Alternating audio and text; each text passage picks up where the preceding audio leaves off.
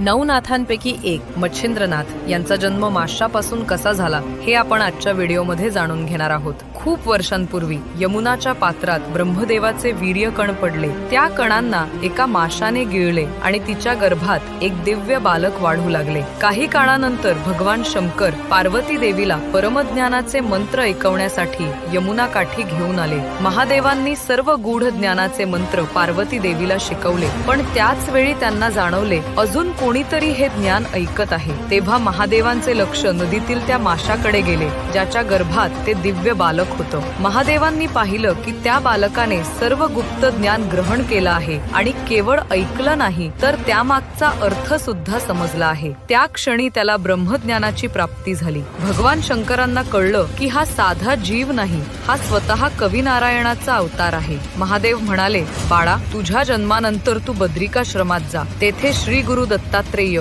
तुला पुढील ज्ञान देतील। असं सांगून महादेव आणि पार्वती तेथून निघून गेले। काही काळानंतर त्या माशाने किनाऱ्यावर एक अंडे दिलं। त्या अंड्यातून तेजस्वी बालकाचा जन्म झाला। एक कोळी तो बालक देवरूप समजून घरी घेऊन गेला आणि त्याचा सांभाळ करू लागला। त्याचा जन्म माशापासून झाला होता, म्हणून लोकांनी त्याला मच्छिंद्र असं नाव दिलं। मच्छिंद्राने वयाच्या 5व्या वर्षापर्यंत आई वडिलांची खूप सेवा केली, पण नंतर त्याने घर सोडलं आणि हिमालयाकडे प्रस्थान केलं। तेथे त्याने कठोर तपश्चर्या केली आणि त्याच वेळी श्री दत्तात्रेय प्रकट झाले। महादेवांनी सांगितल्याप्रमाणे त्यांनी मच्छिंद्रांना योग, तत्वज्ञान आणि सिद्धविद्या यांसारखं अनेक दिव्य ज्ञान दिलं आणि पुढे जाऊन हाच दिव्य